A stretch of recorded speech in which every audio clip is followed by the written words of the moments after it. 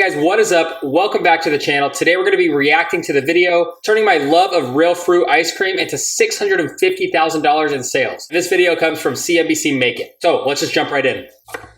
I am not one to sit behind a computer and type away all day. I love using my hands. I love connecting with people. The instant gratification in the service industry, when a plate goes out, you can see someone's reaction right away. And I love that it's go, go, go. I love the fast pace. Yeah, I mean, right off the bat, you can tell the guy likes to work hard. I love that. He likes to work with his hands. He likes to be creative. So it's awesome that he found that out young and he really tailored a career around it, which is awesome. I am 23.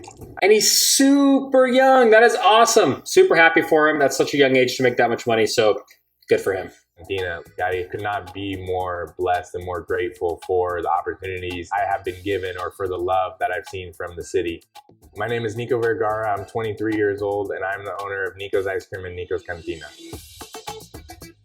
$650,000 a year? That's awesome. You never hear about that with 23-year-olds. So super well done. Finding his passion and making that much money in 1 year. I thought it was going to be total. My first job was a dishwashing job here at a restaurant in Portland. I was 16 years old, wanted to make my own money and didn't want to rely on mom's allowance. And that's when I fell in love with the service industry. Yeah, and I like that, he had to start somewhere, right? I think a lot of people are super, dissatisfied with where they're at. But I think you just have to remember, everyone has to start somewhere. Sometimes you have to do jobs you don't like. I'm sure he didn't love washing dishes, right? But he learned a service industry business while he was doing that.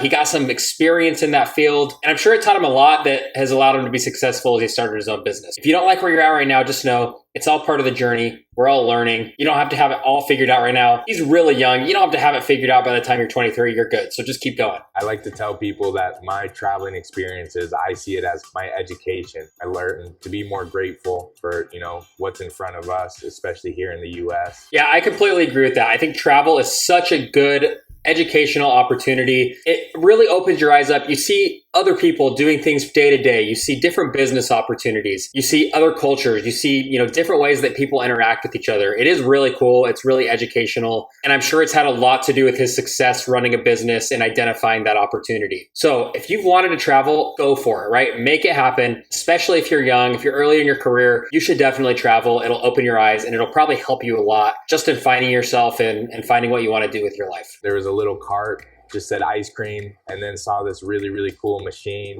where, vanilla was getting thrown in, fruit was getting thrown in, some toppings were getting thrown in. Okay, it kind of reminds me of those Ninja Creamies that are super popular right now. Apparently you can just take anything and throw it in. You add some creamy mix to it and it'll make any flavor ice cream you want. Obviously what he's talking about is commercial grade, but if you want one of those for your house, those are pretty cool. Video's not sponsored. Just think those things are cool. Ice cream, I've never been a huge fan of.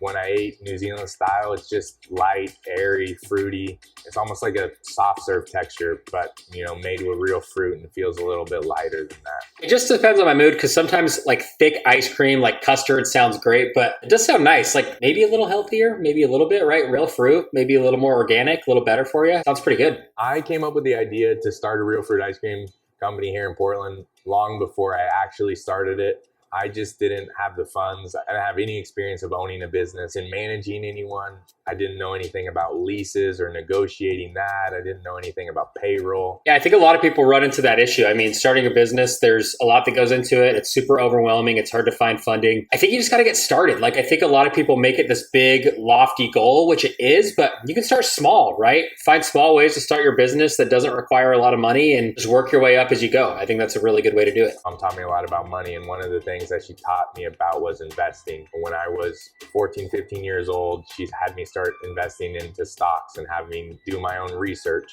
And I ended up making some relatively good money from stocks. His mom sounds awesome. I wish a lot of kids were as lucky as him and had that kind of education and upbringing. This is where I think our school system has really failed us. We never talk about personal finances, and it's just so hard for people to get ahead in life if they just have no idea how to manage their money. So his mom is awesome. So good for him. All right, this is Nico's Ice Cream began with a simple ice cream cart in July 2021. See, you don't have to start big. He started with a simple cart. I don't know how much that cost him, but it wasn't like he opened up a storefront. It's not like he took out a ton of debt. So I love that. Just start small. Smart with the cart, right? Start with an online store, not for ice cream, but for some other idea, right? Start by making YouTube videos. Start small. just start and adapt as you go and adapt as you grow. Was really, really optimistic, and it was probably the cheapest rent you'll be able to find in Portland. Landlord was a really, really cool guy that believed in the brand, believed in the concept. I got 3 months of free rent. I told myself, you know, if I can bootstrap everything and redo this whole place myself and 2 buddies and do it within 30 days, then we'll have 60 days of us being open. And even when he did upgrade and he did decide to open up his first brick and mortar store, you know, he still started small. He found a great deal. His landlord sounds like a great guy who, you know, really believed and bought into his idea. I think those deals are hard to find, but I'm glad that he did. He just worked hard to get in there quick and start making money while he didn't have to pay rent. So even when he upgraded, right, he started smaller and he just worked his way up. I really like this guy's mind. His really good business mind, and he has a really good way of thinking. I think the really special thing about this location is the size of it. It's just super, super big. I mean, I think we could probably fit 20-ish people in here. Our first location, we could fit 4. This is our machine. We throw our vanilla base in here. We throw our fruit in here. That new space looks really nice. It looks like, you know, he finally got the storefront he really envisioned and really wanted. He's done a really good job with it. It looks like a place I would want to go get ice cream. The other location was cool too, right? A little smaller, maybe a little more quaint, but you know, that place looks really nice. He did a really good job with that. And then toppings, coconut flakes, rainbow sprinkles, graham cracker dust, and tahini. Tahini is good. It's like kind of like a peppery seasoning. It's like lemon lime, spicy seasoning. Doesn't sound like it'd be good on dessert. It's good, and it's good on pineapple. Try it, trust me. For Nico's coffee, we again kind of did the bootstrap method, and I think it took us $15,000 or $20,000 to open that. And then the cantina cost about $85,000 to open it. So he's got ice cream, he's got his restaurant, his cantina, he's got a coffee shop. He's doing it all. He's doing so good. I love that he's not just like settling and lying low with his ice cream shop. He's really just hitting this full on, and it's super impressive. I love it. It was a hard decision to close Nico's Coffee. Hey, you know what they say? If you're going to fail, fail fast, right? He found out this wasn't working for him and he shut it down. Not to over glamorize everything, but I like what he's doing, right? He's keeping the stuff open that works, and for the stuff that didn't work, he's shutting it down. And I'm sure he'll move on to something else and find something else that's successful.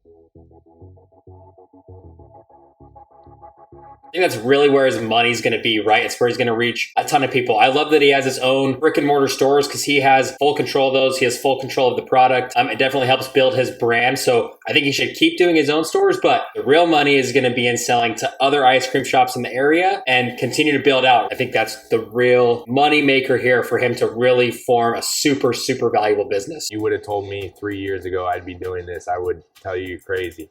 I think, you know, with a lot of hard work, a lot of help from others, the love from the city has made all this possible. All right, guys, and that's going to do it for this video. I'll put the link to this video down in the description. Make sure you go check out CNBC Make It and subscribe to their channel. They push out a lot of good content just like this. So that's going to do it, guys. If you haven't already, make sure you like and subscribe, and we'll see you next time. Thanks all.